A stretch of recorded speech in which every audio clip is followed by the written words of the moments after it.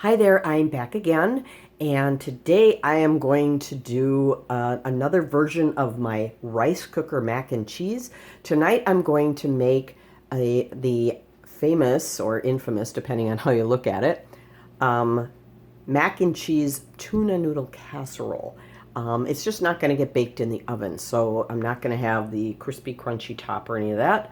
But it's going to be the pasta, a nice hot ooey gooey cheesy sauce that's so creamy and delicious, a little bit of tuna, and some really good seasoning. So I remember this was a childhood favorite for me, but it was, the box mix, whether it was, the stuff with the dry powder or the stuff with what I like to call the rubber cheese. It starts with a V. And then a can of drained tuna and a can of cream of mushroom soup. So we're not going to do that. I'm doing this from scratch. And I do have some chopped up mushrooms that I am going to add. I'm not going to use fresh though, because they have a lot of moisture and they're going to make this kind of watery. So I used canned mushrooms. I used about half a can and just diced them up really finely. So let's go ahead and get started with this recipe. First, I'm going to add my liquids. Now, if you've seen my video on the mac and cheese in here, in my rice cooker, it was 2 cups of liquid. Half of it was water, half of it was milk. This one I wanted a little bit thicker, more creamy. So I split it up a little. I'm doing half a cup of water and 1.5 cups of milk. I'm using whole milk here because I want it really, really creamy. Get down. Sorry about that. We have a new member of the family in the way of a feline, and she just decided to check out the counter here. Then I'm going to put in my 1 cup of pasta. Tonight I am using small shells. I love these when I have a really creamy, rich, cheesy sauce because all those little shells are like little pockets that hold the sauce. Just really, really delicious. Then I'm going to add my seasonings. I have salt, pepper, onion powder, and dry mustard powder. And dry mustard powder is very important with a cheese sauce. You don't taste the mustard, but it does bring out the tanginess of the cheese. It's really, really good. I'm going to throw in my half a can of mushrooms that I diced up very finely here.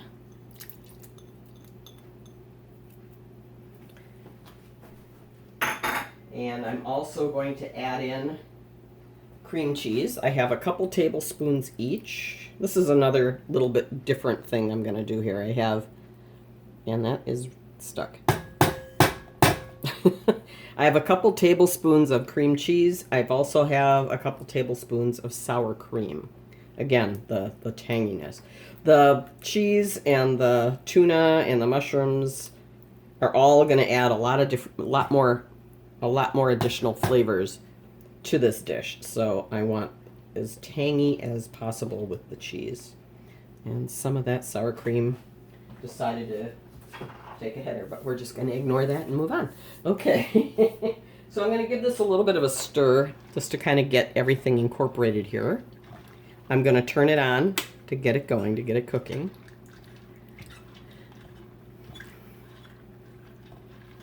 Now, I've made mac and cheese in my rice cooker a bunch of times, and it comes out really well. I really like it.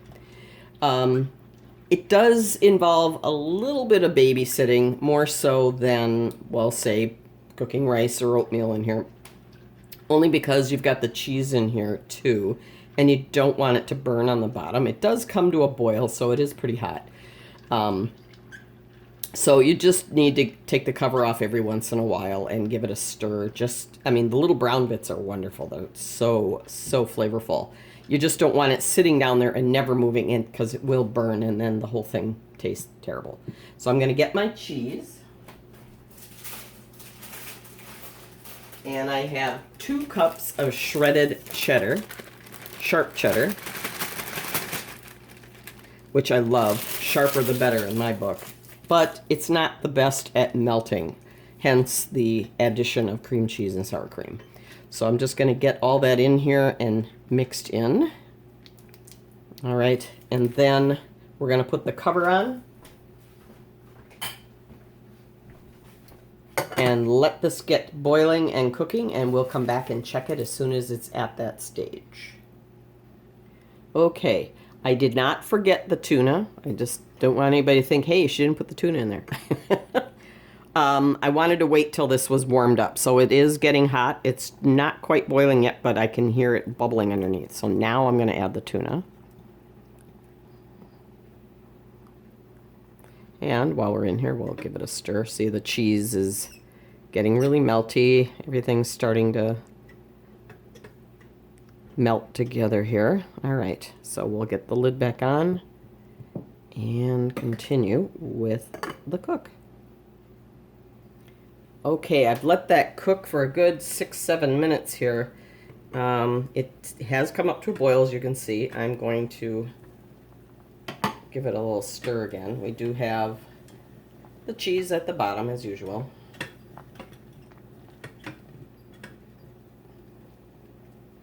You can see it's still very watery, but just like the regular mac and cheese recipe, no, don't fret, because it needs to thicken up. So we're just it clicked off. It clicked over to the keep warm function just before I got the camera rolling again here. So I just want to check the pasta to make sure it looks like it's, yeah, it's soft. It's so small it's hard to tell sometimes. So we're just going to let this sit in the keep warm function for a good 8 minutes, maybe even 10, depending on how long it takes to thicken. I didn't want to forget this. This I wanted to add. This is really decadent. A 1/4 cup of heavy cream, just to make this even richer. Now, I didn't add this before because if you've never cooked with cream before, you really don't want it boiling long term. You can bring it up to a simmer, like if you're making ganache to melt over chocolate or something, but it comes to just a simmer and then you remove it from the heat. And this was boiling for a good 5, 6, 7 minutes. So yeah, it will separate and get really gritty and grainy and yuck. So I just wanted to mix that in at the very end while it's hot but no longer boiling. So let's check back when that is thickened up. Okay, let's check to see how this is thickened up. Ooh, it's getting there. Look at that. This is after 10 minutes on the keep warm cycle. Okay, I'm going to give it just a few more minutes because there are a lot more ingredients in here. The tuna, the mushrooms, both of those items bring a lot of moisture on their own, even though I did drain them both pretty well, but still. All right, let's give that a couple more minutes. Okay, I let that go 10 minutes, checked it. It was still a little looser than I like, so let's check it now. After another 7 or 8. Oh, here we go. Look at that. This is what we're looking for right here. Now, this is tuna noodle casserole, but the mac and cheese version.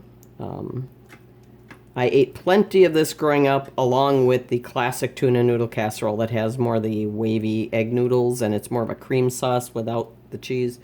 But yeah, give me this one any day of the week. So yeah, much thicker. Look at that. Oh my goodness.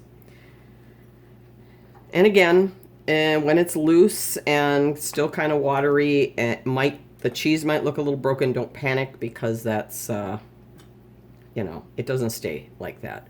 Once it's in the keep warm cycle, and keep it covered except for checking, keep it covered the whole time to keep the heat in. It will thicken up. So let me grab my fork and we will test this out. So let me just bring this up so you can get a look. Now, some of these darker bits, again, are the cheese that browned on the bottom of the cooking pot. And then we have some tuna. This is going to be really hot, so I think I want a smaller bite. I don't want to burn my mouth.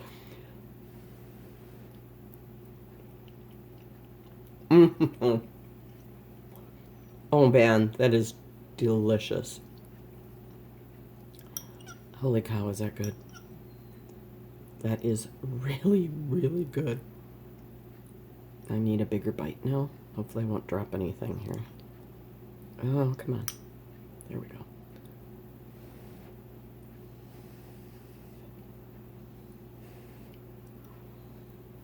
Mm-hmm. Hot, really hot, but oh, so good. It is so creamy. I'm really glad I got the idea to add a little sour cream to that, because it just added a little extra tang to the cheese. And what was it? Oh, that little bit, just that tiny quarter cup of heavy cream at the end to just make it, and like gilding the lily, just makes it just that little bit more unctuous. It is delicious. Again, I will have this recipe listed in the description box below the video. So click the show more icon so you can see the whole recipe and instructions. It's basically going to be the same instructions as my plain mac and cheese in the rice cooker, but with, you know, a few swap outs in the ingredients and add-ons. So again, I hope you like this video. I hope it's helpful. Great one-pot meal. You're only dirtying this and whatever dish you're eating off of. And give it a thumbs up if you like this video and any of my other videos. I'll take it. And have a great night and enjoy your rice cooker in October where it's cold and all these yummy, yummy hot meals. Talk to you soon. Bye-bye.